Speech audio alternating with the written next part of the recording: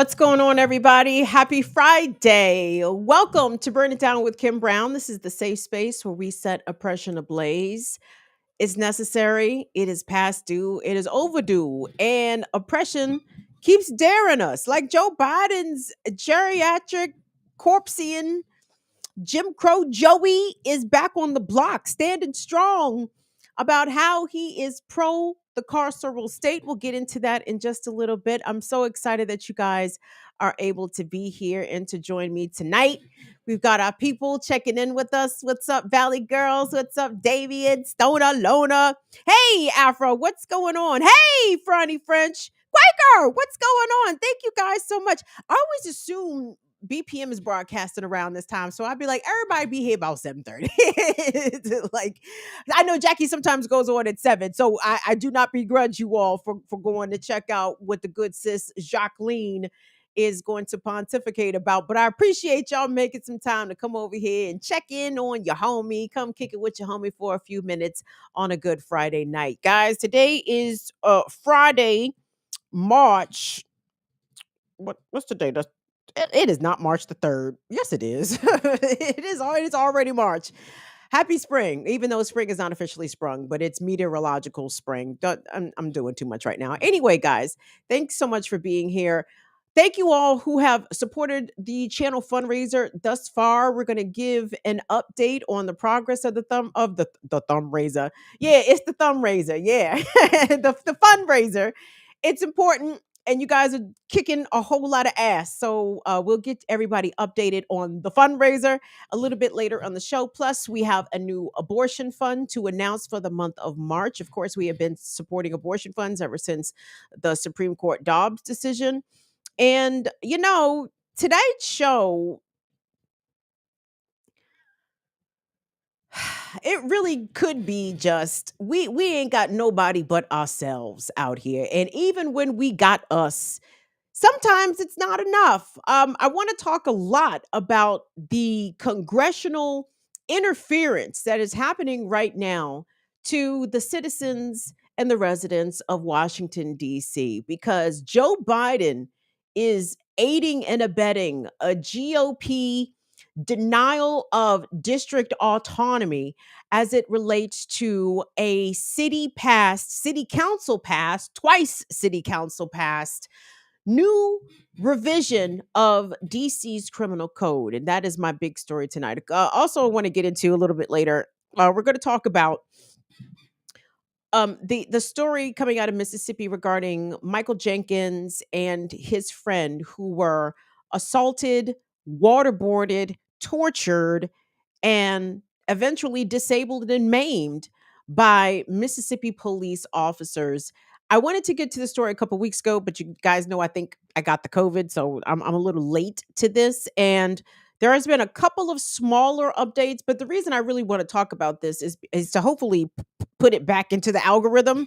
You know what I'm saying? If YouTube or wherever the fuck sees that this story is continually being discussed, perhaps it will raise the awareness and more people will know about it. So we'll get to that in just a moment. But thank you all for checking in. Who do we have here? Hey, what's going on, Wendy? Thank you so much for showing up tonight. I feel like I take attendance. I feel like I gotta go through my roll call. What's up, 40J Blaze? Thank you so much for being here. Holly, thank you so much for being here. Big up to everyone that comes through Status Coup on Wednesday. They have been doing an amazing job talking about East Palestine and the ongoing circumstances there. You guys should totally check out what Jordan and Lewis are doing. Also, please don't forget to support and continue to support the homies at Black Power Media. Black Power Media continues its 1 week timeout because YouTube is a corporate overlord, and they are determined to regulate speech and even do some revisionist history. And for people who have the temerity to not go along with that revisionist history, there will be consequences from the tech bros, apparently. So please continue to support Black Power Media, blackpowermedia.org, and follow Black Power Media on Facebook, Twitch, and Twitter, where you can find broadcasts of not only the Remix Morning Show, which is Tuesday, Wednesday, Thursday, but obviously the other many deep programming offerings provided to you by Black Power Media. Support the channel. What's up, Latif? I'm glad to see you in here, baby. Who else was that? Is that the Gamondis? Who is that? That's somebody new. I don't remember that is. Who? Okay, what's up? What's up? Y'all come on in here. I'm glad to see it. What's up, Rhonda? Help me, Rhonda. Thank you guys for being in here. Did I say Chanel? Oh, whoops. Hey, infinite content. Oh shit, here we go. Infinite, and now here come my producers and shit. Here come my producers telling me what to do. What you telling me here, Infinite Content? Thank you so much for your super chat support there, good bruv. Infinite says, before we get going, did you saw the they got Lori Lightfoot the fuck up out of there? I did. Got her ass up out the pain in Chicago on Tuesday night. Yeah, I did. And I'm glad to see it. Lori Lightfoot, motherfucking Merlin Mosby, all I hope that this day will soon come for Eric Adams, Muriel Bowser. Like, a lot of these black politicians is garbage. I mean, they're trash. Just representation alone, and that's it. And Lori Lightfoot will always be remembered for giving all of the COVID money to the police. Very good. Good job, well done there, Lori. That's why Chicago said, get your ass up out of here. So anyway, thank you so much for that reminder there. Infinite content. I appreciate it. All right, hold on. Let me pull up my doc so we can get busy in this joint, y'all, because y'all boy Joe Biden.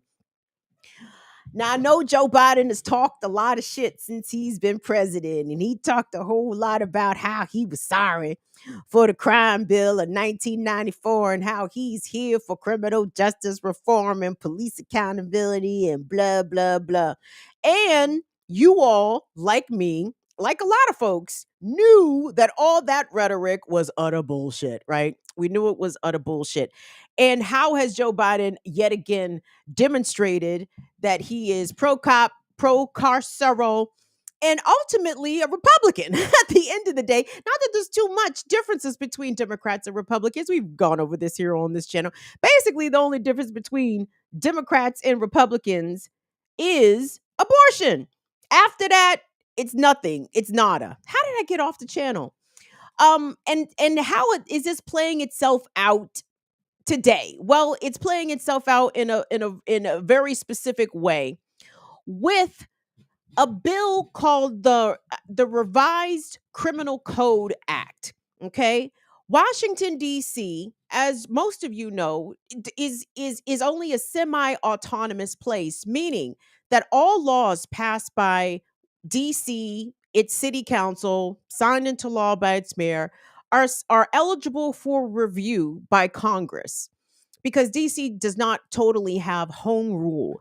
And I'm sure if you have passed through the Washington area, you have seen those license plates that say DC or Washington, DC, no taxation without representation. And what does that mean? So, Washington, DC has a delegate Eleanor Holmes Norton, but she does not actually have voting powers within the House of Representatives. She just dead. Okay, I mean, no disrespect to Delegate Norton, but at the end of the day, she don't vote on shit, right? I mean, it's just what it is.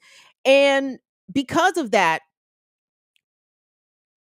when DC does progressive things, oftentimes, I won't say often, but there has been moments in the past where these things will get shut down by Congress. One example happened in 2011. Who was president in 2011? Oh, yeah, y'all's boy, Barack Hussein Obama. Washington, D.C., in their budget, had allotted for its funds to be used to help women seek abortion services. And because Congress is Congress and because the Democrats are who they are always getting bullied to the right by the right. Obama stepped in 2011 to say that Washington, the city of DC, could not use its own money to provide abortion services to its own residents. Funny how that works. Isn't that funny how the Democrats seem to capitulate to the Republicans when it's some shit that the Republicans get excited about? And this particular bill passed by the DC City Council last year is exactly that. So the Revised Criminal Code Act, what it does is to help reduce some of the penalties for a lot of different crimes within the Washington, D.C. Criminal Code. The D.C. Criminal Code has not been updated since 1901. 1091. Oh, so 01. 1001, right? 91. Lord have mercy. 1901. I am, yes. 1901, gang. How do you think life was for the Negroes in 1901? Even in the lovely Washington, D.C., Black people did not have the right to vote in 1901. Women did not have the right to vote in 1901. The Washington, D.C. Criminal Code has not been updated since then. Okay. And a lot of times, people who are arrested for crimes and face trial for crimes in DC, it's a very confounding, confusing sort of experience because a lot of these laws are very vague. They're worded very wildly, and it gives prosecutors and judges a lot of discretion in how to sentence people. Okay, so the DC City Council last fall, after a 10-year public input process and examination process, they actually created a commission. The DC city government did. They created a commission to review the DC criminal code and had many years of public testimony, public hearings, experts weighing in on this. And they came up with this revised criminal code that the DC city council passed overwhelmingly last fall. The Democratic mayor, Muriel Bowser, Muriel vetoed the shit. Muriel said, we cannot have lesser penalties for carjacking. Okay. So Muriel vetoed the shit. But guess what? The DC City Council overrode her veto. And after that, this is when the federal interference began because congressional Republicans began talking that shit. They've been talking that shit. Oh, well, you guys are going to reduce the maximum penalties for violent crimes. Oh, that's just going to make DC residents less safe. Duh, duh, duh. This is all part of the. Oh, shit. Somebody read us some money. That's all part of this pro crime rhetoric, which is basically pro police rhetoric. Hey, Ursula. Thank you. Thank you, sis. Thank you, baby girl. Thank you so much for that super chat support, Ursula. Y'all know that joint, the Cash App alert be distracting and shit. I'm like, what is that? What's going on? So this is where we are at today. I want you to pop up that tweet from y'all's president, Joey B, Jim Crow Joe. You know, I was thinking today how corny the right is, and we know that the white rights are the corniest of the corniest, right? Because you know they bite everything else. They tried to bite woke and then distort and manipulate the term woke. And then they came up with the let's go Brandon. I'm like, why don't y'all cowards just say fuck Joe Biden? You talking about some let's go Brandon. I just say fuck Joe Biden or Jim Crow Joe. And see, Jim Crow Joe was right there in the corny white rights or the right whites, however you want to phrase it. Them corny motherfuckers, they didn't even want to bite Jim Crow Joe because at the end of the day, they support Jim Crow, right? We had a name ready for y'all to bite, and y'all failed to bite it because y'all's corny, as I said. Anyway, so speaking of corny motherfuckers, here's the president, Joe Biden, tweeted this today. He said, I support DC statehood and home rule, but I don't support some of the changes to the DC, some of the changes the DC Council put forward over the mayor's objections, such as lowering penalties for carjackings.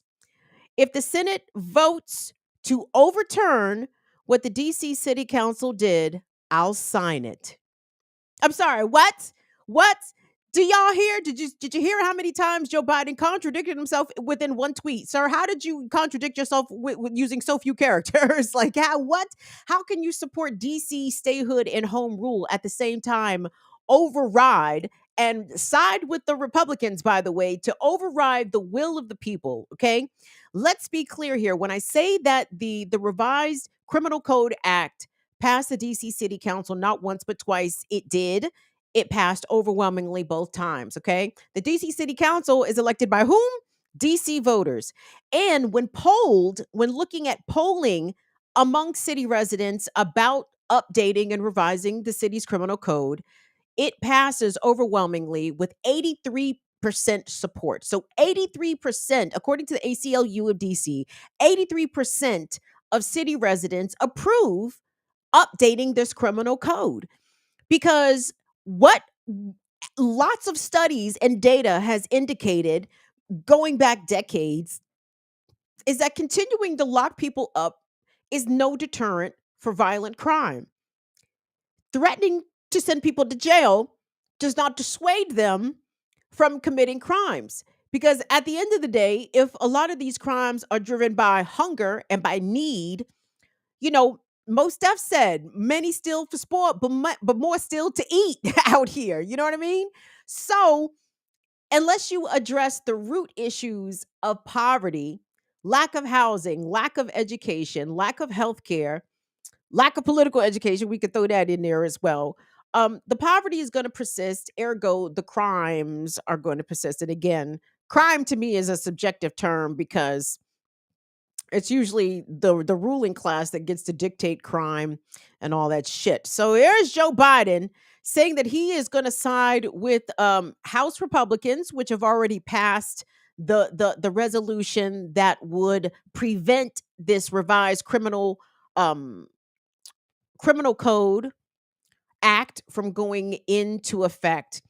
And it's pretty infuriating. So there's a couple of things I want you guys to check out because why is this important? To me, this is important on a couple of levels. First of all, make no mistake, we have no political allies. We have no one elected federally that is going to do anything significant to get the police off of our necks and to get them out of our neighborhoods and to do anything that's going to hold the institution of police in any way accountable that is meaningful. Okay. It's just not going to happen. And you need to know that. I mean, oh, well, first of all, I know y'all know that. I know y'all know that. But a leopard doesn't change its spots. 1994 crime bill Joe Biden is the same Joe Biden that occupies the White House today. This guy has no problem with using jails and building more jails and prosecuting people to the hilt over anything, big, small, don't matter. He is okay with jail as a solution to poverty. Okay. And as are the Democrats. And it's stunning, though not surprising. But again, it continues to at least make me smile and cackle a little bit to prevent myself from screaming like a banshee and falling on the floor sobbing at the political ineptitude that is deliberate and intentional at this point on behalf of the Democrats. Anytime, especially when it comes to the issue of crime, Democrats won't miss an opportunity to fall over themselves to get to the right of Republicans. They have been doing it my entire life. That's what the 94 crime bill to me was all about. I said this week on the Remix Morning Show. It was me and Kamal.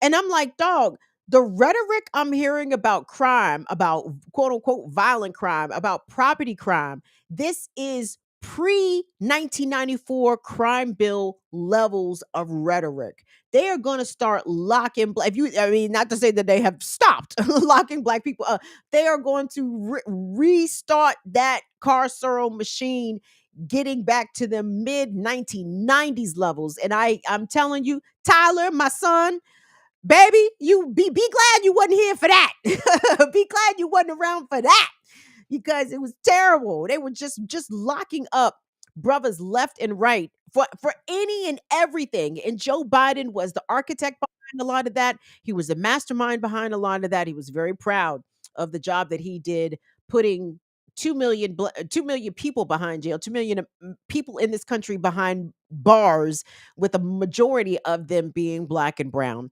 And the way that we have seen policing continue to go since then does not give us any indication that any sort of racial equity by the way that law enforcement does its job, that has not been achieved here. You know, black people and brown people are still overwhelmingly the targets of law enforcement, and those are the ones that end up filling up the jails. And the residents of DC understand this. The DC City Council understood this. Again, when studying, they first of all, they didn't just pass the shorthand for the revised Criminal Code Act is RCCA, right? So they didn't just pass the RCCA. The way that it's being framed by both the White House and the GOP is that this was some far left radical, not thought out policy that the out of control progressives that operate the DC government just decided to enact. That's not the case at all. Like I said, this was over 10 years of study and testimony and very careful deliberation to how the DC City Council arrived to this bill. So I want us to listen to a couple of clips. First, let's hear from the White House. Let's hear from y'all girl, Corinne Jean-Pierre. Every time, I just all I can do is just shake my head. Sis. So let's hear from Corinne Jean-Pierre real quick because she was asked about this yesterday and today. And the reason I'm going to play today's clip over yesterday's clip is because I like the question that the reporter asked. And unfortunately, I don't know which reporter asked this question, but I was glad to hear the question presented in the way that it was. Because at the end of the day, what Joe Biden is siding with the Republicans to do is to undermine the autonomy of DC voters. Okay. Period, point blank. That's all it is. And for him to sit there and talk out of both sides of his neck, out of one side, say that he agrees with DC statehood and he agrees with DC home rule. At the same time, he is usurping the will of city residents and city voters, is peak hypocrisy, but it's very on brand for these moderate slash centrist slash ultimately Republican Democrats. These Democrats will side up with the Republicans. See, this is what the fuck they mean by reaching across the aisle. When Democrats say they're going to reach across the aisle to Republicans, they mean that they're going to reach across the aisle to fuck over Black people and working people of this country. That's exactly what that means. I haven't seen it mean anything else. I haven't seen it mean anything else. So if you don't believe me, let's check out I'm not gonna call her sister Corinne because she ain't my sister. You can't be my sister and be a fucking mouthpiece for the empire, least of all be a mouthpiece for Jim Crow Joe of all niggas. So anyway, let's check out what Corinne Jean-Pierre said at the White House press briefing about the president siding with Republicans to go against the will of Washington voters.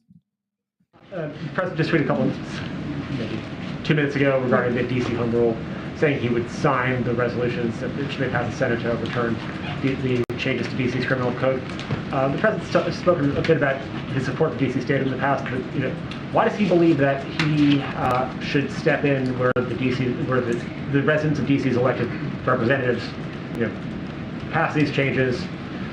Why does he believe that he should substitute his wisdom and judgment for theirs? So look, I mean, just to double down and triple down on what the president has said for decades, which is that he believes every city should have the right to self-government. That is still is the same case. That hasn't changed anything. He has long believed that DC statehood should be something that the residents of DC should be allowed. Again, that hasn't changed. But this is different. The way that we see this is it's very different. This is the DC Council put changes forward over the mayor's objections, and the president doesn't support changes like lowering penalties for carjacking. So this piece is different, but again, it doesn't change the administration strongly supporting H.R. 51, which would have made D.C. the 51st state. That is something that he still very much supports, and we're going to continue to call on Congress to provide a swift and orderly transition to statehood for the people who live here in D.C. I think you can explain a little bit why this is different, than just because it's different. The president believes that every city should have the right to self-government, except if he disagrees with the outcomes of their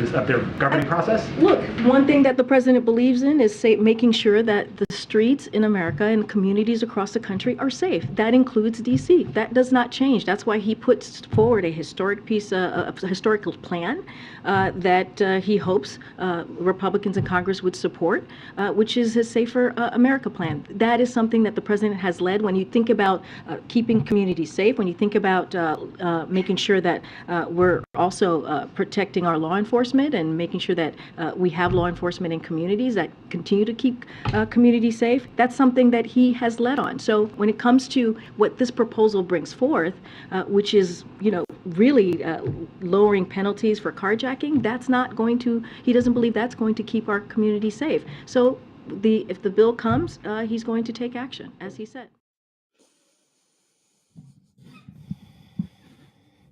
The president does support statehood for Washington, D.C., but he just doesn't believe that the residents of D.C. know enough or are well versed enough to know what is actually best for their communities. So he's going to kneecap them and not allow the will of their council and the voters to move forward on a piece of well thought, well crafted legislation that has been over 120 years in the making. Where are the shoes? How can I get a White House press pass? So like my man did in Iraq when he threw them shoes at George W. Bush, I must throw one of my Adidas slides right at Corinne Jean Pierre's melon. Girl, what are you saying? First of all, you guys, what's wild about that whole statement about the whole Biden White House being these adamant supporters for DC statehood? Okay, let's say, for example, DC statehood were allowed to go through. And the reason why the GOP does not want DC to become a state very pragmatically is because it would allow two additional Democratic senators. DC is a very progressive city. It's not a conservative. Well, it is conservative, but not like Missouri conservative. And of course, DC would elect Democratic representation, which is why the GOP opposes DC statehood. So in effect, Joe Biden is undercutting the will of his own would-be constituents, right? Residents of DC do get to vote, but for DC has electoral votes, right? I think DC does get electoral votes, regardless.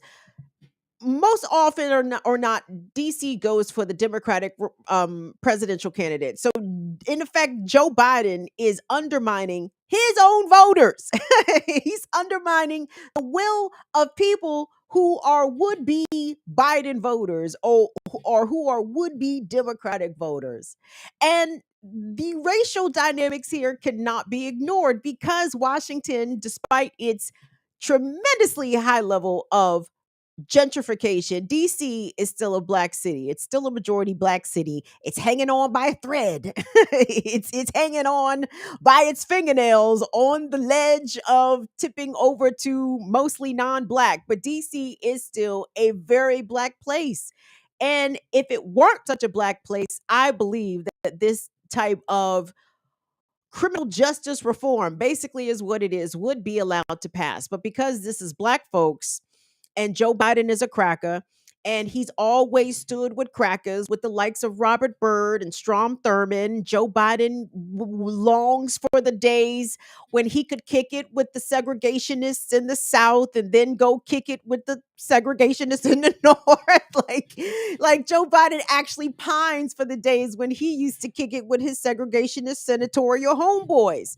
And this is that. This is Joe Biden squadding up again with Mitch McConnell's, with the fucking Joe Manchins. Thank you so much for that. Who just ran us some bucks? I mean, this is that all over again. James, you already ran us some bucks, but James ran us big bucks this time. Thank you, James. Oh, it's different James. Well, it's new James. Well, either way, the Jameses. We thank you so much for your support. Thank you so much for your very generous Cash App donation.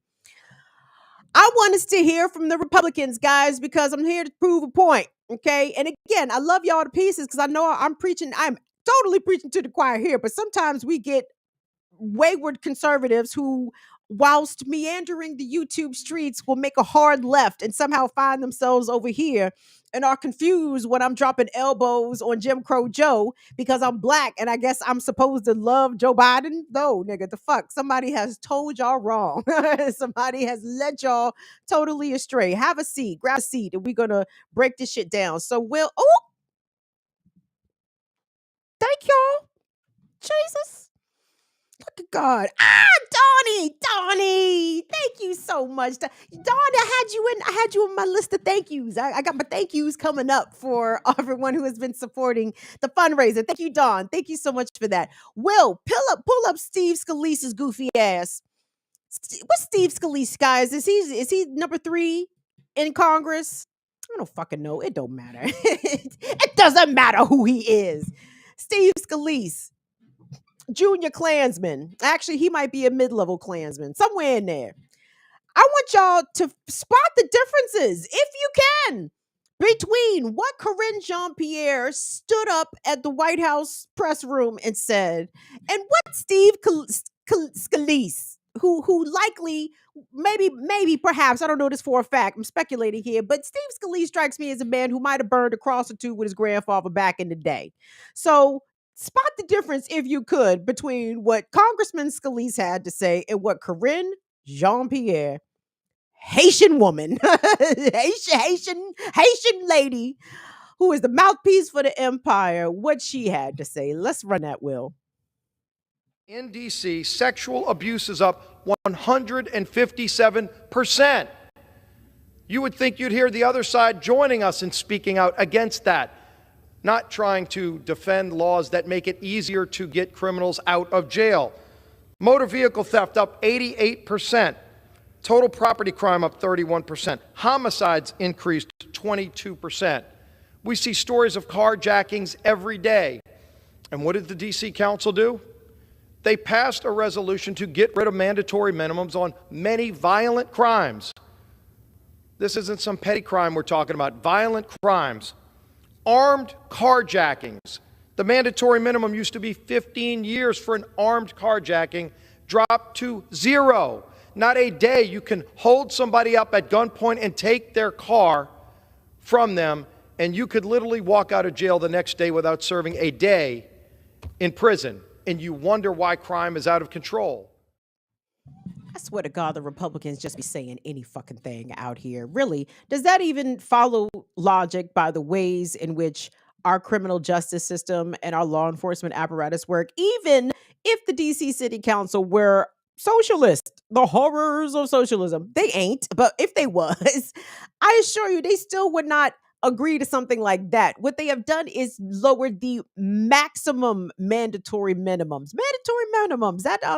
That's very Clinton-esque, Clinton administration type verbiage there. But yeah, so listen, I have one more clip I want to play for you because we heard from Corinne Jean-Pierre, who clearly has no sense. Steve Scalise, obviously no sense. But I have found a white man with some sense. The white man has a smidge bit of sense. We're about to hear from DC City Councilman Phil Mendelson. And Phil Mendelson is a white man. I don't even think people would say that Phil Mendelson is the most progressive or even slightly radical member of the DC City Council. Not at all. But listen to the way in which Phil Mendelson, whom, by the way, supported the RCCA, listen to the way that he explains when he's speaking on the podcast DMV Download, which I think WTOP, a news station here, broadcasts. But he did a very good job of succinctly wrapping it up as to why the revision of the DC Criminal Code is needed and why it is not the boogeyman of the legislation that Republicans and now the democratically controlled White House is trying to make it out to be. Let's take a listen. Do that. I'd love to hear why you think this new revised criminal code will actually, in fact, make the city safer. I would say, I'm going to state it as a negative or positive. The criminal code will not make the city less safe. It will not make the city less safe. And that's because sentencing in itself does not have a deterrent effect on crime. And besides, the bill isn't fully... The bill's changes don't come into effect until 2025, and some of the provisions, such as the right to jury trial, don't become fully effective until 2030. So when we talk about safety and crime today, no impact. But when we talk about sentencing, the research is very clear. Sentencing is not what has a deterrent effect on crime. What does? It's swift and certain justice. When somebody commits a crime, they're caught quickly, they are prosecuted quickly and aggressively. That has a deterrent effect on crime. There's a lot of research about this.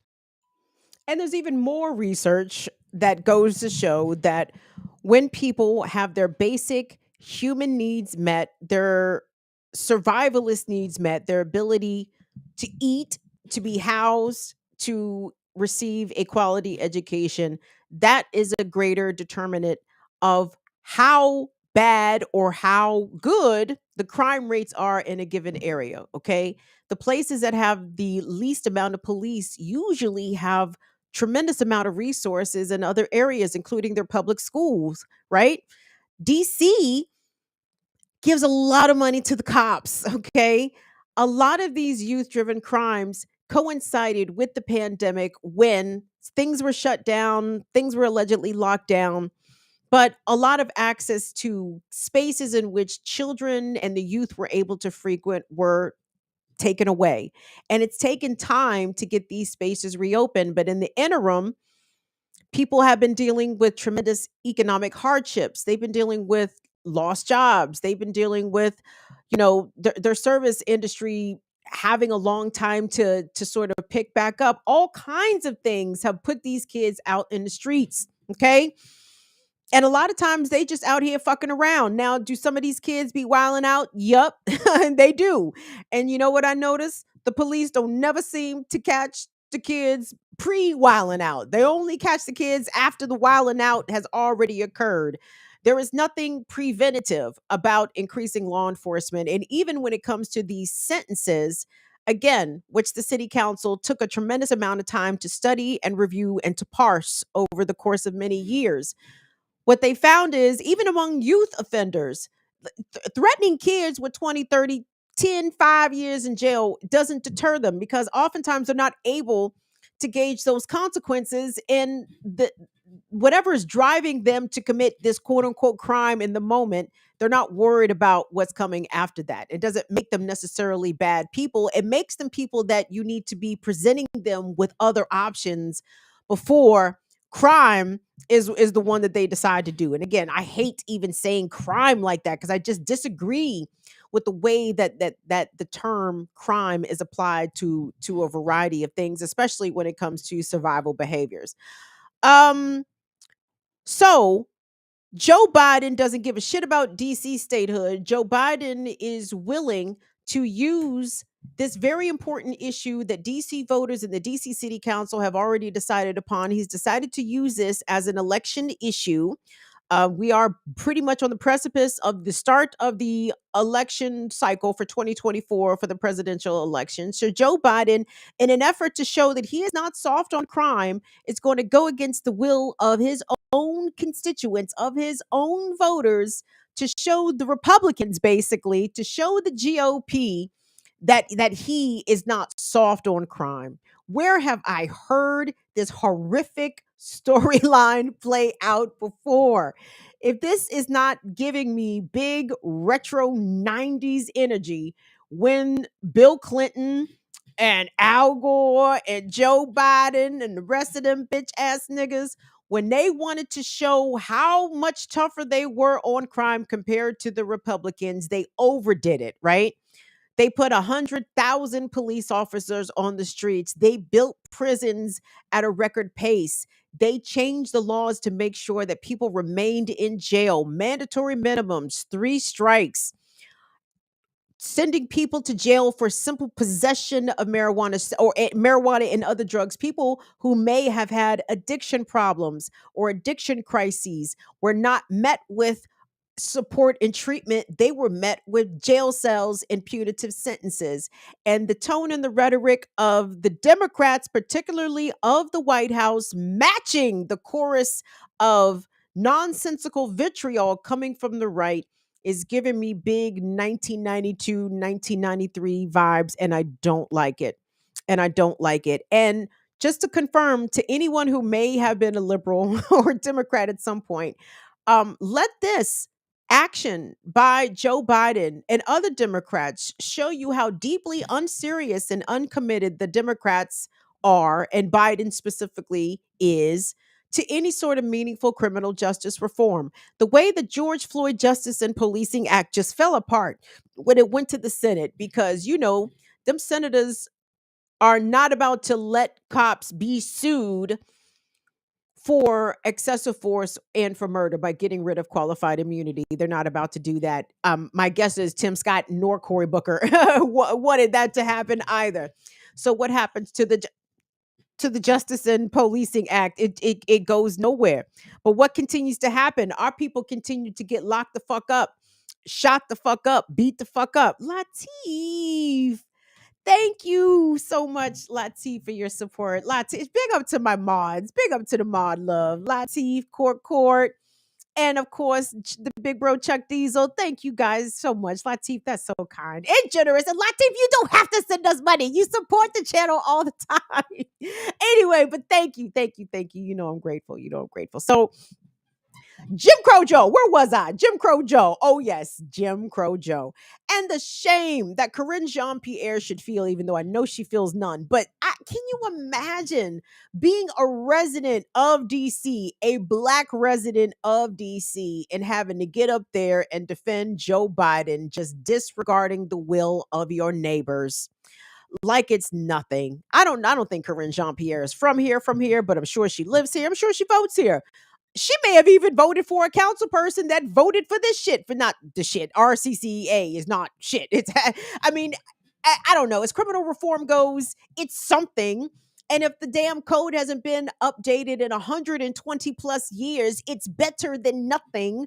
And at least it was done meaningfully with some serious thought behind it. And so I want to circle back to something that Councilman Mendelson just said there in the interview on DMV Download. I mean, when he talks about what deters crime, swift prosecution, all that shit, yeah, whatever. But what deters crime is the shit I just said a couple of minutes ago. But when he talked about how the issue of sentencing has been well researched and studied, how come that is never brought up by Democrats in Congress, or never even brought up by the White House? It's like they are willing to ignore the fact that this issue has been studied significantly and thoroughly for many decades about whether or not punitive long criminal jail sentences do anything to dissuade violent crime. They don't. Like, this isn't even up for dispute. It's not even up for debate. Like, they don't do anything to stop people from committing these acts. So why do we keep trying to do the same thing over and over again? Joe Biden is happy to stand with the Republicans to basically uphold the status quo. I'm sorry, you trying to tell me an 80-year-old man wants to change things? Absolutely not. Absolutely not. That 80-year-old man wants the shit to stay exactly the same. And it's really shameful and repugnant and extremely telling that Joe Biden is going to abide by a criminal code that is over 100 years old, that is absolutely meant to target and extra punish Black people more harshly than all others, when this city is still a majority Black city.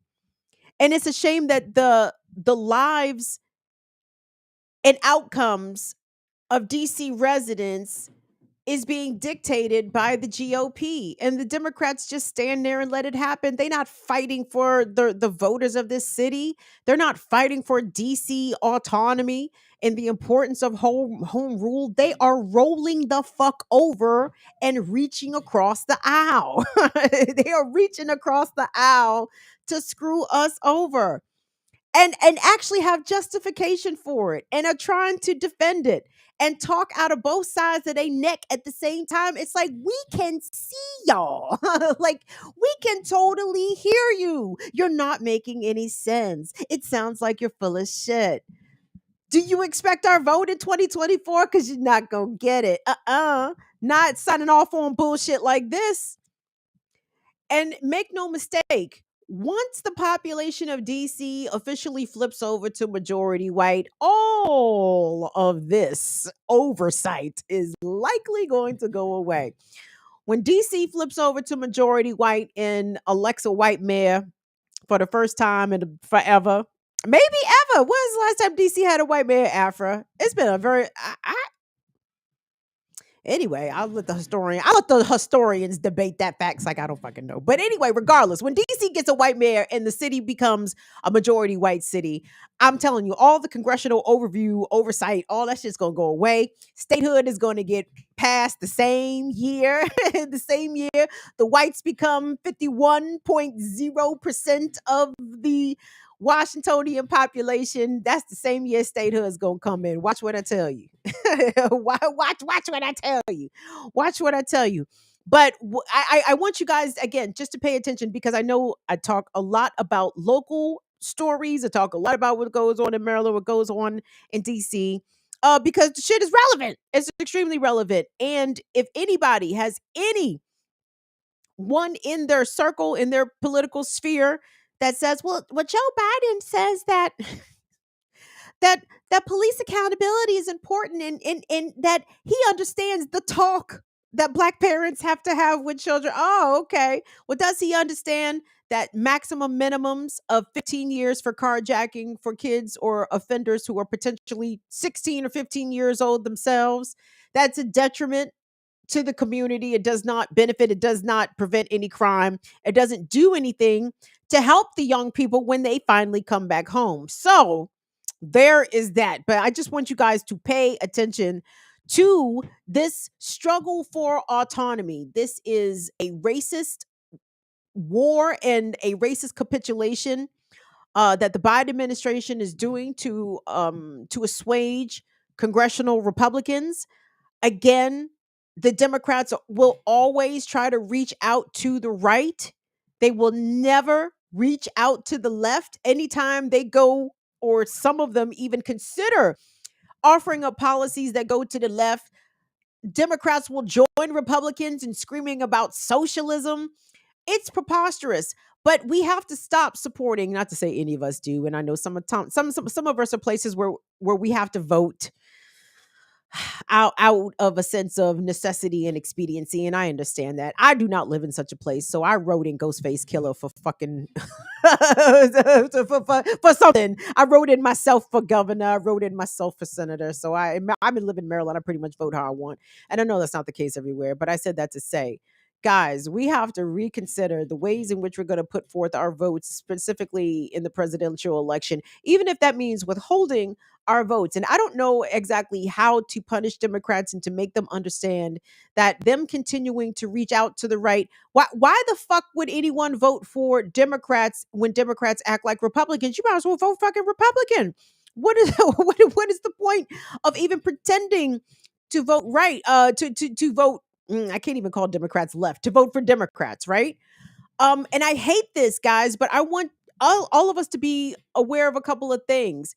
Like, I'm not going to be voting for Joe Biden in 2024. I don't give a fuck who's running against him, and I don't.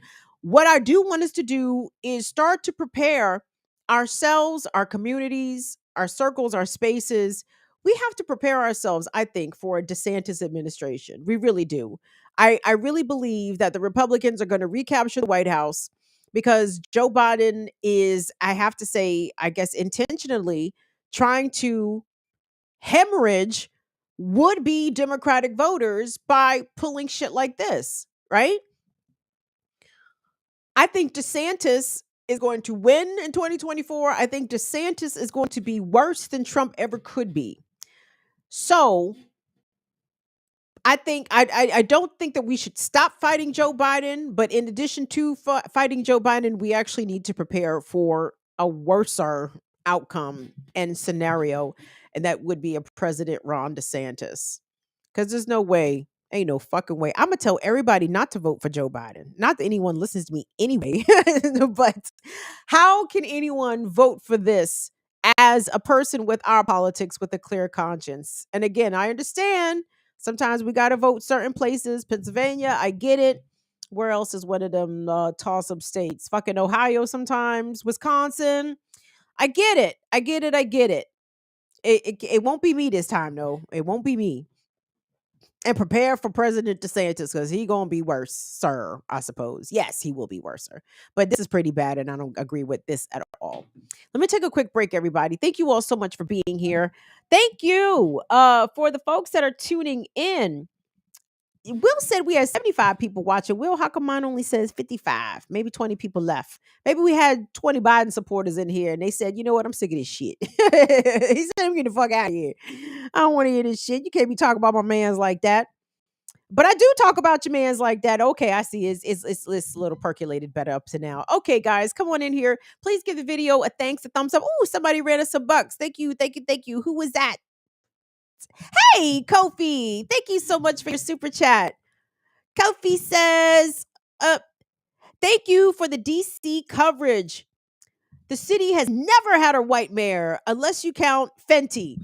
And I do count Fenty. That's a bit waterhead. That's what I used to call Adrian Fenty. I'm like, oh man, waterhead. Didn't Adrian? I mean, he just had a watermelon shaped head. Waterhead. I don't know why I came up with waterhead, but I would dither between calling him waterhead and watermelon head Fenty because he had a big old melon. And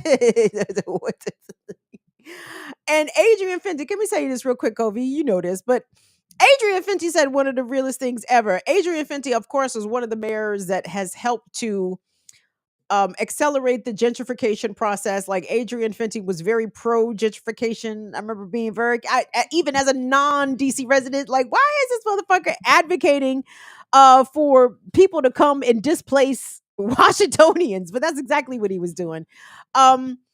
Fenty said this years ago. He said the real estate in Washington, D.C. is going to get expensive to the point like it is in the Bay Area. Like the rents, the property, housing costs, prices, or whatever. He said that shit is going to be very close to what the Bay Area is like. And he said this over 10 years ago. And damn if he wasn't correct.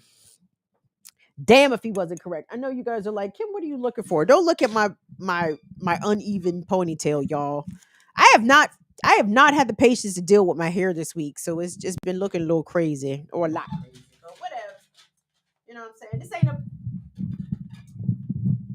This ain't a beauty contest, man. Maybe it is. Shit.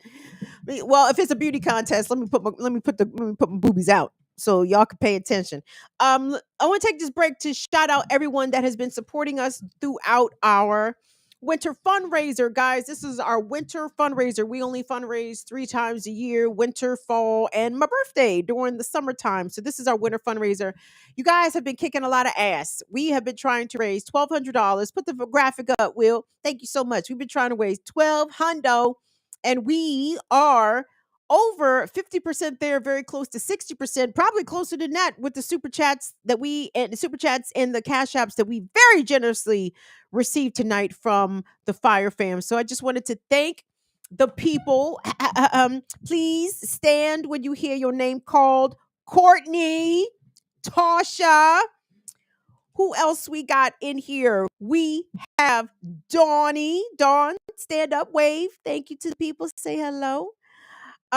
Yup. We have Franny French. Franny, thank you so much. Nicole H, Derek J, Patrick S, Brendan W. You guys have been supporting the thing for an ongoing basis now. Stand up, wave to everybody. Thank you. Thank you guys so much for all of your support and your donations. And I want to say another special thanks going out to our new patrons. We've got some new patrons. Thank you so much to Stephen S, to Camille, and also to Hunter C. So thank you guys for supporting this channel. And it was funny. I was talking to Molly about this, I guess it was yesterday. And I said, like we have not really had a significant boost in subscribers, nor even in views, but damn, our support has actually gone up. So I'm like, I'm not sure what to make of that. I guess it means that the people that do support us are continuing to support us, and even the new people, the few new people that we have brought in, that they have been supporting us too. So I just want to thank you guys so much. To me, the size of this channel has not really been all that important. I mean, I guess it's important. I don't fucking know. Maybe it's not important, but maybe it is important. But anyway, regardless, it doesn't matter. Like the folks that fuck with this are official. And that has been proven over to me time and time again. Spin Cycle Dragon, thank you so much for your super chat support. Again, let me tell y'all, please don't think that $2 don't mean nothing. It means a lot because some those $2 and $5 donations, they certainly add up. So trust me, as someone who has experienced tight financial circumstances, I know how meaningful it is to actually run your money in support of anything that is not in support of yourself, right? So I get it, and I'm so grateful and so deeply appreciative for you all doing that. And Latif has bought 5 more channel memberships that he gifts to people, which is totally dope that you do that. And Latif, I saw that you did that over on BPM too. That was cool. That was very, very cool. Okay, guys, so I want to move on to my next story. And again, this is not a new story. This is a story I meant to cover a couple of weeks ago. And chances are, like, if you watch Black led media on YouTube or even some other places, you likely saw reporting about this story because it's really bad. And before I get into the bad part, let me just tell you guys before the end of the show, we're going to pick it back up again. So, you guys are nice. Christina, thank you so much for your super chat support. Christina, you have sent a lot of support. Thank you so much. See, that's what I'm talking about. That's what I'm talking about. That's what I like. That's what I like to see. That's what I love to see. Thank you so much, Christina, for your super chat support. So for this next story, let me give a content warning and a trigger warning, okay, for police violence and police brutality, because this story out of Mississippi is just particularly bad and egregious. So, um, let me get to it. So, this actually happened in February, and I want us to pull up, Will, if we could, let's pull up, is that a Mississippi Today piece? The first article that's on the dock. Bagheera, it's too early for you to be tapping in front out in my thing now. Cut it out. So, there was a press conference a couple of weeks ago held by an attorney down in Mississippi who is representing a pair of Black men who were reportedly raided by Mississippi police, were handcuffed, beaten, waterboarded, and then one of them was actually shot. And the reasons given were that these Black men were allegedly dating white women, okay? Which is, I'm sorry, in 2023, the police can still, is miscegenation law still on the book down there in Mississippi? They probably are. I mean, shit, Mississippi just acknowledged and ratified, I believe it was the 13th Amendment less than 10 years ago, right? Probably an even shorter duration than that. Because of the way that the attorney for these men actually described the situation, I am going to defer to the clip of the attorney to do that. So we are going to hear from the attorney representing Michael Jenkins. Okay, Mr. Jenkins actually was disabled by this encounter with police, and his lawyer, I believe, is named Malik Shabazz. So I want us to hear from Mr. Shabazz and let him do the descriptions because I think he tells it way better than I could. And obviously, he's the attorney, so he's well versed in the details. Are you guys familiar with this story? And let me shout out to Comrade Kwame. This is a story Comrade Kwame sent me again a couple weeks ago, but y'all know COVID jumped on me, so I couldn't do nothing. At least I assume I don't know what the fuck jumped on me, to be honest. But anyway, let's look at that video, Will, from the attorney representing Michael Jenkins as he describes the torture and the abuse and the subsequent maiming by police that his client endured. Let's take a look. Mississippi cops torture and shoot Michael Jenkins in the mouth and attempt to murder him while he's handcuffed. Folks, policing continues to get incredibly worse. On January 23rd in Rankin County, Mississippi, without showing a warrant, cops burst into a home. 2 black men lay inside, Brother Michael Jenkins and Brother Terrell. They were falsely accused by these 6 white officers of dating white women and selling drugs, and that wasn't true. The 2 were immediately subdued and handcuffed in the residence. But instead of taking the handcuffed men into immediate custody for their alleged crime, the 6 white cops decided they would hold the men hostage and terrorize them for nearly 2 hours inside the home. While the men were handcuffed and bound, these 6 Rankin County white cops beat the men while they were handcuffed, tased the men repeatedly while they were handcuffed, punched, slapped, and beat the men while they were handcuffed, and incredibly, the white officers used waterboarding tactics in this raid. I'm talking about waterboarding. Waterboarding is when you have a person in your custody and you pour water or liquid all over their faces while they're on their back so that the person you have in custody will believe they will drown and confess something to you. This technique was outlawed by the U.S. military when they illegally used it in Iraq. Then in the course of this torture and physical abuse and humiliation, Rankin County sheriffs were both putting guns to both men's heads, threatening to kill them while handcuffed. Then tragedy struck when one of the sheriffs shot Michael Jenkins in the mouth. Yes, the cop shot Michael in his mouth, almost killing him, causing him life-threatening injuries, and Michael is in ICU and had to have his tongue removed from his mouth. Now, Michael and his family are decent folks.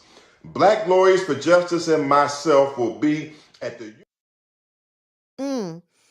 So that video was older, and the event that the attorney there was about to front sell has already transpired, and they announced that attorney there, attorney Shabazz, did announce that they intend to file suit. Now, what has happened? So the Rankin County sheriff made a brief statement, or released a brief statement that was about 5 sentences long. It was very curt. It did not acknowledge any wrongdoing on behalf of his officers, or his deputies, rather. But it did say that Rankin County, Mississippi, has asked the Mississippi Bureau of Investigations to come in and investigate this incident. And I'm sure that their report will be worth about the same amount that the toilet paper that hangs next to your shitter is. You could probably wipe your ass with that Mississippi Bureau of Investigations report about this incident. But apparently the FBI has been tasked to get involved here, and they are supposedly starting a federal probe into this incident specifically. And, when I was listening to the attorney there describe the horrific abuse and torture suffered by Michael and Terrell, um, all I could hear was Secretary of State Anthony Blinken accusing Russia of war crimes and crimes against humanity. And I can only imagine, honestly, the chuckle or the outright boisterous laughter that America's enemies around the world let out whenever America, of all places, attempts to chastise anybody about human rights, about treating citizens or people that are in your custody, treating them with respect, with dignity. When has America ever done that for its black citizens, its black residents, its native residents, its native citizens? Never. The answer is never. The answer is never. This is routinely how America gets down, from its military to its federal officers to its local law enforcement. Black people do not have any rights, civil, constitutional, or human, that law enforcement is bound to respect. Roger Taney, the Supreme Court Justice, who has a town named after him in Maryland called Taney Town. The Negro has no rights that any white man is bound to respect. That was codified into American jurisprudence. And guess what? They still abide by that shit. The Negro has no rights that any white man is bound to respect. You dating white women, we can come and kick in your door, handcuff you, torture you, shoot you in the mouth, leave you permanently disabled. Mr. Jenkins, as the attorney said there, had to have his tongue removed. Mr. Jenkins is unable to speak, though apparently he does communicate with his family through writing and gesturing. But I'm sorry. Again, another instance in which someone was rendered disabled, permanently disabled, by an encounter with police. And are these police in custody? No. Have they been charged with anything? No. Do they get to go home to their families each and every day? Yes. Do they still get to collect a paycheck from the state? Yes. Because Black people are not humans in the eyes of this system. We certainly are not citizens, and we've never been treated as such, which is, again, why I have no respect for this goddamn country. That's why I say burn this bitch down. Burn it down. Burn it down.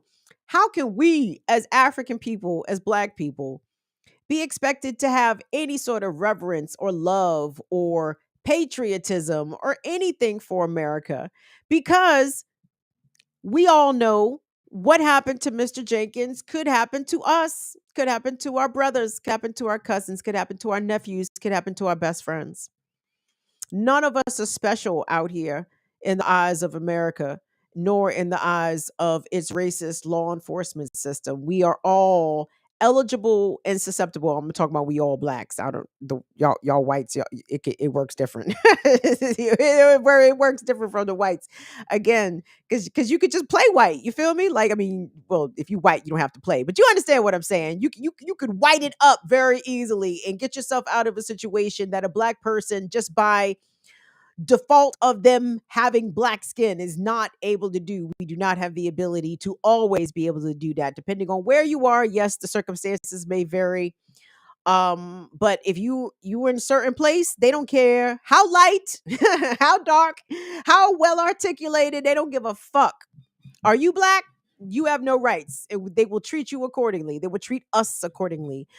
So this is a story that I expect really everybody to try to keep up on. I saw Rowley had talked about this. I saw that some other, Black YouTube channels had brought this up. And that's the only reason I'm bringing this up. So when we clip this, it goes back into the algorithm. Not that YouTube it recognizes us over here in the algorithm, but who knows? It could get, picked up and hopefully continue to raise questions and garner some sort of accountability for what happened to Mr. Jenkins and to his friend.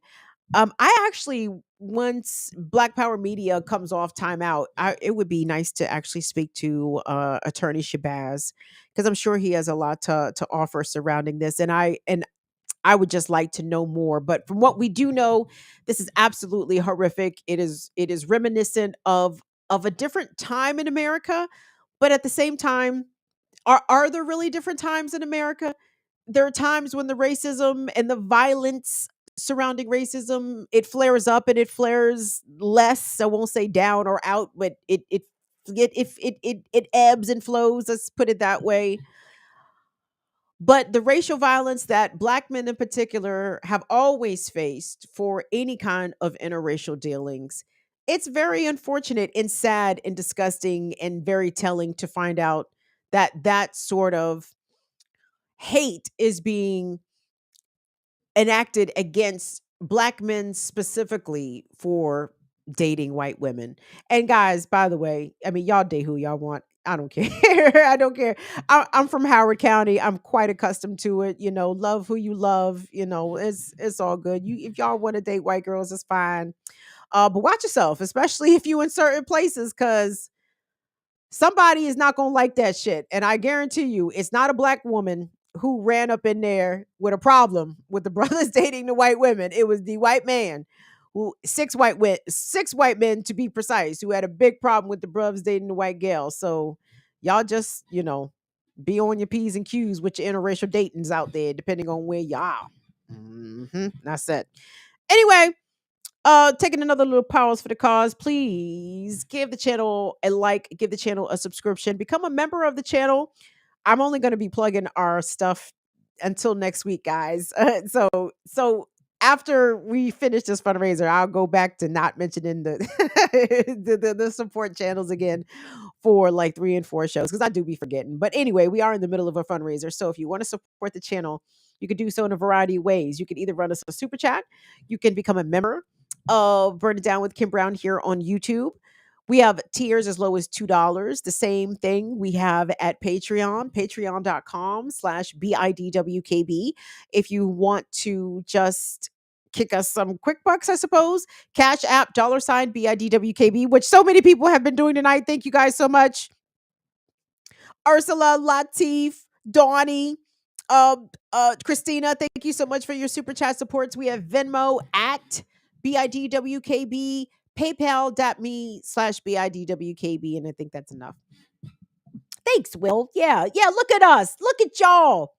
We trying to get 6 months worth of expenses together. And of course, I gotta break off my team, them, Will and Molly, for the work and efforts that they put in and for agreeing to be on this unusual pay schedule, which I definitely appreciate, to Will and Molly. So yeah, give us a little boost, help us out. We're trying to get to our $1,200 goal by the end of next week. We extended the fundraiser by a week because the first week of the fundraiser, when we launched it, I gave you guys 0 shows. Yes, a grand total of 0 shows. So it felt a little weird to be asking for money when I wasn't giving up no content. So we decided to extend the fundraiser by a week so I can, give you the content and whatnot and what have you. So thank you all very much. Did I already do the abortion fund, Will? So it's March.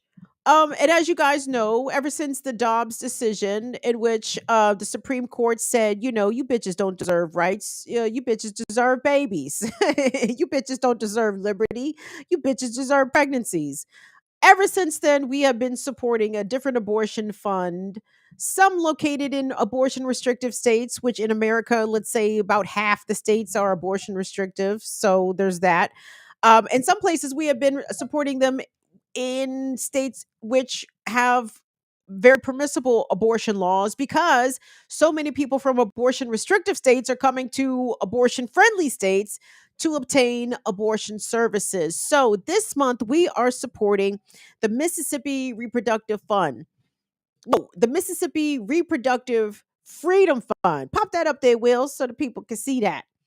Because Mississippi, Molly and I weren't even certain whether or not Mississippi was even being nice to the abortion funds, meaning that some states were even talking about coming after abortion funds criminally with like facilitating trafficking or whatever ridiculousness that they were trying to come up with. But apparently, the Mississippi Reproductive Freedom Fund is still about it. So, like we have done for now several months, we as a channel are supporting these abortion funds with $50. We're asking the Fire Fam to match us only $5 or whatever that you are able to. If you'd like to find the link to the Mississippi Reproductive Freedom Fund, you can click on the chat box at the top of the chat and click on our link tree. We have linked the Mississippi Reproductive Freedom Fund directly in our link tree. Or if you like, if you want to send us some bucks and designate it for the abortion fund, you can do that. We'll allow it. So I mean, because we got to keep, so we have to do what we can do, guys. Again, circling back, I guess, to the size of the channel, we are a small channel, but we do try to do what we can do commensurate to our size. Does that make sense? You guys support us to the point where we can do better than nothing, right? Like we can do better than nothing. So we do a little something. So I guess that would be a upside if the channel got bigger. We could support more. Just Tess, thank you so much for your super chat support. Just Tess ran us some bucks and says, Kim, which giving method gives the most bucks directly to you and your team? Thank you for all you do. You're truly amazing. Jess, you're amazing. Thank you, Jess, so much for your support, Jess. I know you're relatively new here, Jess, and you have been about the thing ever since you've been here, and I appreciate that. That's the shit I'm talking about, Jess. That's an excellent question. I guess, to be honest, okay, because so y'all know, I mean, if you don't know, let me be the one to tell you. YouTube is a whole pimp out here, okay? YouTube takes 30% of everything. When I say everything, I mean everything. They take 30% of the super chats. I mean, anything, any sort of revenue derived on their platform. YouTube said they're taking the 30% cut off the bracket. So there's that. Patreon also takes a not insignificant cut. so there's that. So to answer your question, Jess, it would be one of the cash venues, the Cash App, Venmo, or PayPal, because we get 100% of that. I appreciate you even asking that, Jess. That was a very thoughtful question for you to ask, and thank you for that. And again, guys, we take the support any way we can get it. Yes, we know we have to give our cut to our corporate, big tech bro overlords, but c'est la vie. It is the way of the world. That's the way. What, y'all? Of the world. Higher, higher. In a world we belong. Hearts of fire. Who was that? I was going to ask Will. He don't fucking know. What's the name of the man who was singing the super high falsetto in Earth, Wind, and Fire? It was Vernon, right? Maurice. Maurice was singing the falsetto. I think you got that wrong. I think it was Vernon. I messed it up. All right. I don't know if you messed it up, but I just assumed because you was 35 you didn't know, but maybe you do know. Shit, I don't know what you know. I try. Go ahead, give me a little sing. Sing "That's the Way of the World." All right, then get off the phone. Get off the phone. Keep your head to the sky. That's all I got for you, right there. All right, that's Ariel. All right, get off the phone, Will. Get off the phone. Just fucking with you, Will. But yeah, who is it? Does somebody know? Philip, thank you. Philip Bailey. Thank you, James. Look, Will didn't know. I didn't fucking know either. But as soon as you said Philip, yes, that is Philip. That it was Philip. Is Philip still with us, James? Say yes. I would be sad if Philip Bailey is gone. I know Maurice White is gone. We're talking about Earth, Wind, and Fire. Anybody who don't know who Earth, Wind, and Fire is, but sometimes I give y'all assignments. I think I'm gonna assign y'all Earth, Wind, and no. I'll give out a different assignment. But yes, you need to be up on your Earth, Wind, and Fire anyway, and more than just September. To our well-meaning white friends, you gotta go. You gotta listen to Can't Hide Love. You gotta listen to That's the Way of the World. Yo, my dog, keep your head to the sky. Yeah. No, it's true, but to try to hide, yeah. You turn down love like it's really bad. Sorry. You can miss what you ever had. All right, let's get off my horrible singing and move it along, because I told y'all we was going to end the show on a high note. Now, I am a tremendous fan of one Jill Scott, okay? Who is Jill Scott is one of my favorite albums of all time, okay? One of the baddest bitches you will ever see live. Her name, Sayama Jill Scott, okay? Do you know why? A bruv once in a conversation about seeing Jill Scott live really gave one of the best analogies.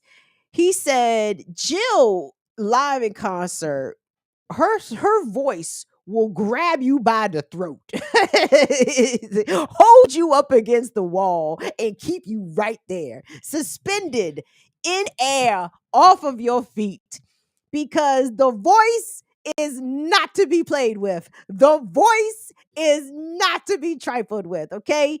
And also, Jill Scott's concert prices are also not to be trifled with.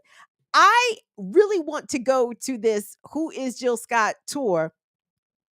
She's doing 2 shows in May at the MGM Theater in Maryland.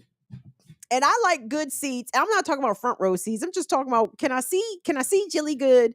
For 2 tickets, Jill wants $600. Now, now, I know Beyonce want like $600 for a single ticket, but I'm telling you, $600 for 2 tickets is outrageous. However, A certain viral clip that was making its way around the internet today would indicate that Jill is definitely out here giving the people their money's worth, okay? And in addition to doing her first album, her 1999 release, Who is Jill Scott, Volume 1, Words and Sounds, Volume 1. Oh my gosh, like such an amazing album. Philly Stand Up, specifically North Philly Stand Up. So Jill's on tour, right? So she's doing this album that is celebrating its, is it 23rd, 22nd anniversary? I don't know. Whatever, but regardless. So a clip is making the rounds today because Jill, whilst doing a upgraded version of the song Watching Me, watching me, watching me, watching me, watching, again, a real one. What a bop. Jill has given us a new Negro national anthem. Now, I know a lot of y'all are partial to Lift Every Voice and Sing. You shouldn't be. Lift every voice and sing, dog. Lift every voice and sing. The Negro national anthem is such a very conflicting song within me because if you are a Black American and you are somewhere amongst other Blacks and somehow the Negro national anthem comes up, Lift Every Voice and Sing up. Like if you don't know the words to Lift Every Voice and Sing, you feel some kind of way. You may not be made to feel some kind of way, but you will feel some kind of way. Like you feel like I should know the words to this song, okay? And I do know the words to Lift Every Voice and Sing. But above all else, Lift Every Voice and Sing does not slap. It does not slap. It does not slap. The lyrics don't slap. The melody doesn't slap. The way the sing a song full of the brothers, and then the brutus, let our rejoicing shine, and everybody can't hit them notes. Me, I also can't hit the notes. So when you have like a mass of people, not trained singers or a chorus or a choir, when you just have random Black folks in a group singing, Lift Every Voice and Sing, it does not slap. It does not slap. It is not. I would not call it a slapper. I would not call it a slapper. But circling back to the good sis Jill Scott gave us a bit of a banger right here when she was performing live recently on her reunion anniversary tour or whatever of Who is Jill Scott. In the middle of doing Watching Me, Jill decided to give us a little bit of freaking of the national anthem. Let's take a listen to that. And you see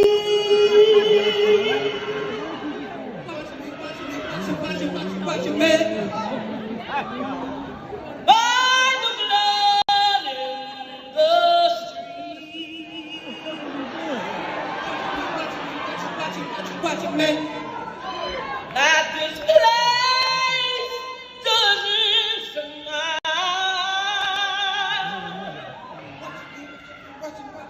Watch it, man. On you covered child.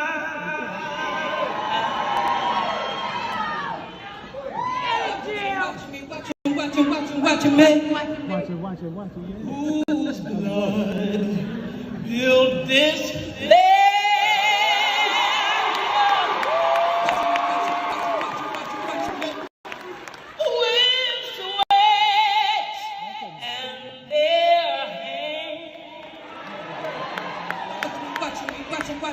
Watch it, man. But you die in this place,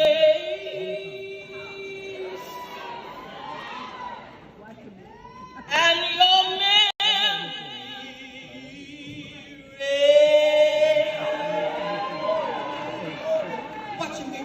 Watch it, man. Oh, say does this truth hold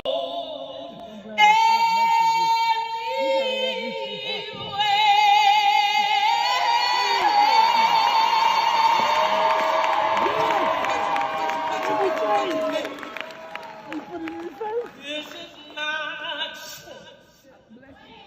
the land of the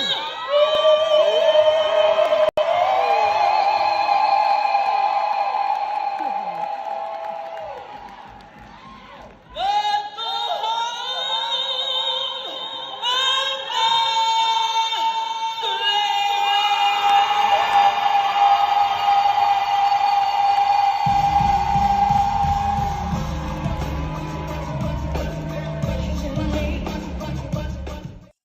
watching me, watching me.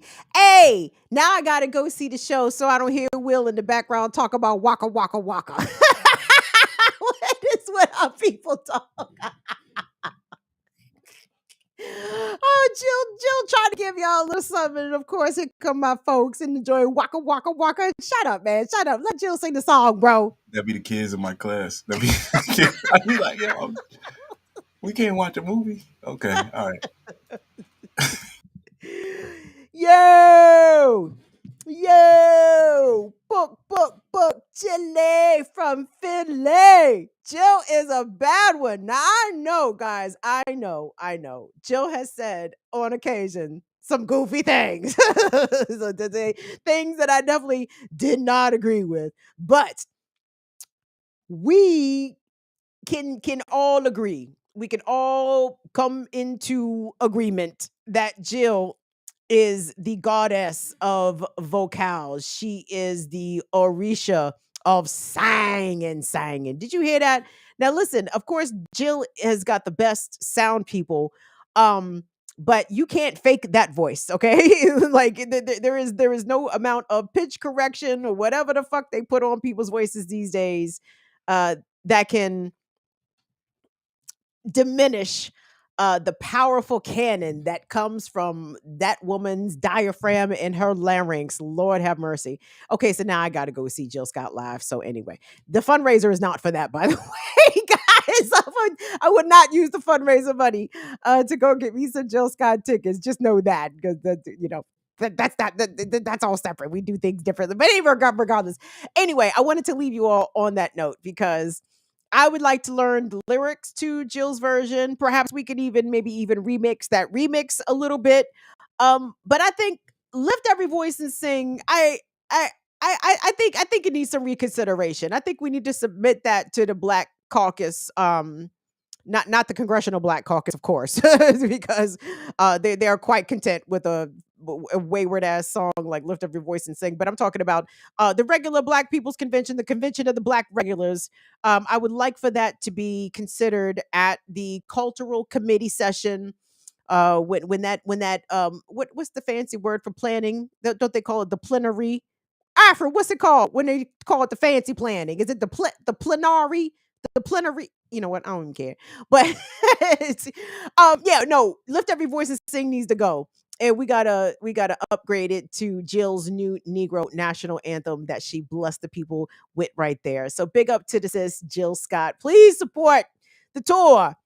Yes, support Jill because she is one of our treasures out here in terms of her vocals and her artistry. Don't ask her opinions about Bill Cosby though. Shh, we need less of those, but more singing from Jill.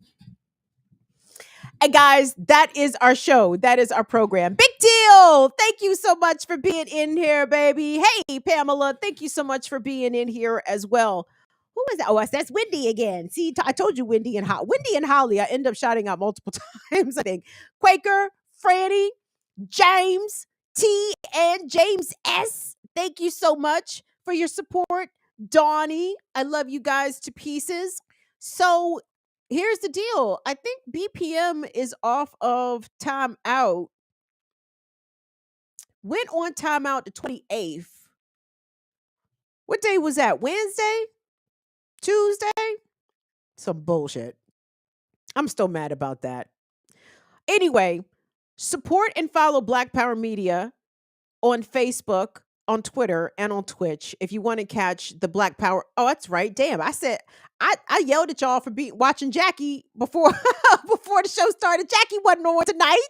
She wasn't on YouTube tonight anyway. She might have been on Twitch, Twitter, and or Facebook. But I'm sorry, I didn't mean to yell at y'all. I had forgot that quick that BPM was on timeout. Ain't that a bitch? So anyway, we should be off timeout by like Tuesday or Wednesday, possibly. I don't fucking know. We'll see what happens.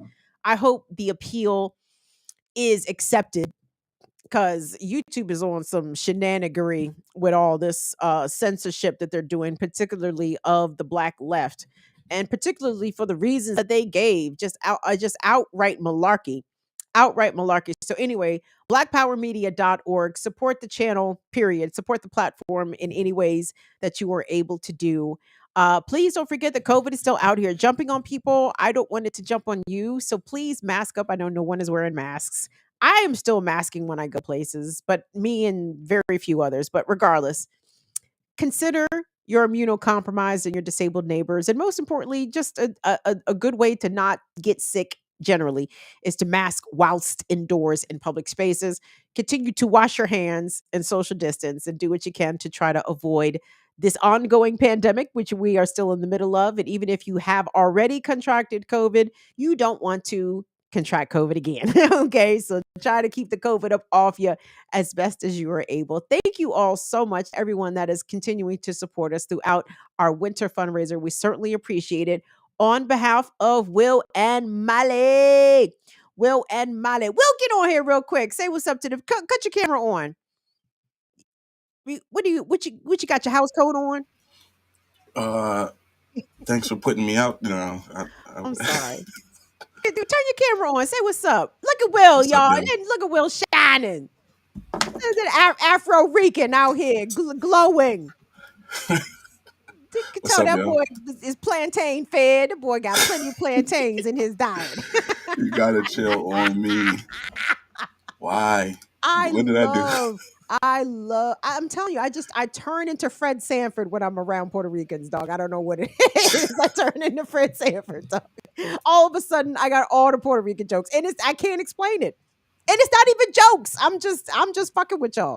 They from the heart. No, they from the Oh, heart. totally. I love Puerto Ricans. Puerto Rico. Well, how was your week kicking the truth to the young black youth this week?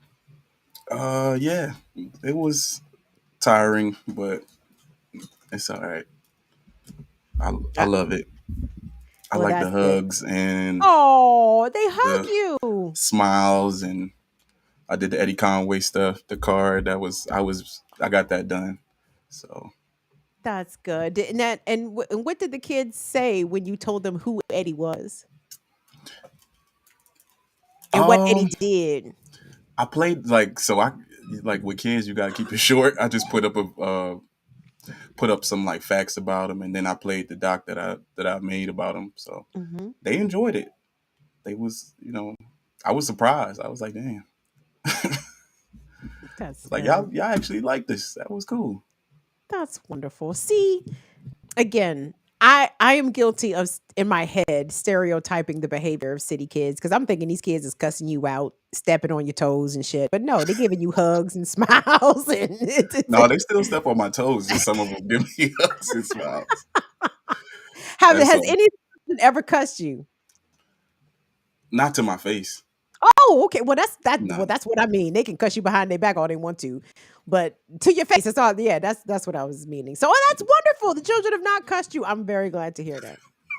They Well, try though. Of course they try, but sick of this stuff. right. This doesn't even make no sense. This why we doing Black History? It was yesterday. It ended yesterday. I'm like, you are going to be perplexed a lot in this class. So just going to let you know right now, Black History is every day in this class. I'm gonna hit you in the head with it. Sorry. That's good. Will teaches children in Baltimore City, y'all. So I routinely like to check in with Will to see how the youth in Baltimore are doing and how they are treating him more importantly. But the kid, he always has good reports about the kids, basically. That's for my sanity too. Oh, well, It's that's like good. I'm having a good time. I have to tell myself I'm having a great time. But yeah, Baltimore City is like underfunded, under supported. So Hmm.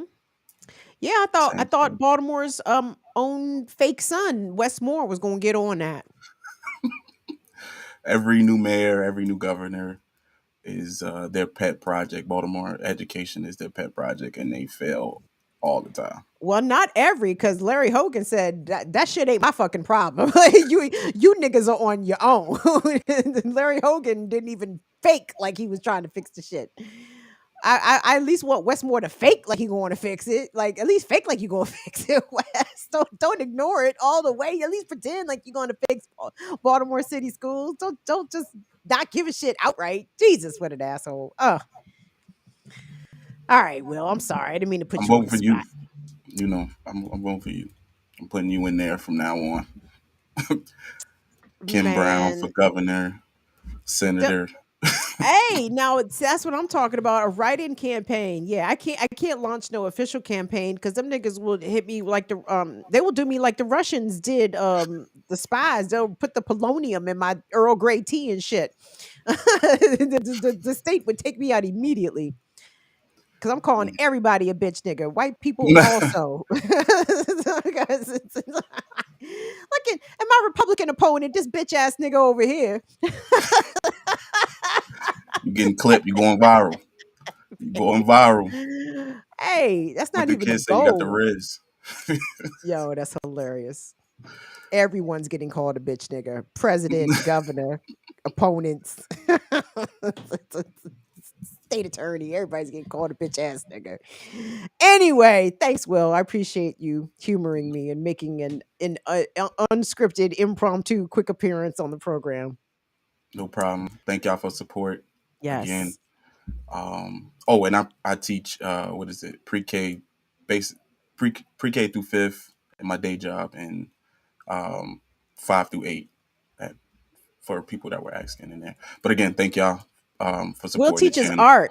Yeah. Will's an art teacher, like the most precious of gifts to the youth.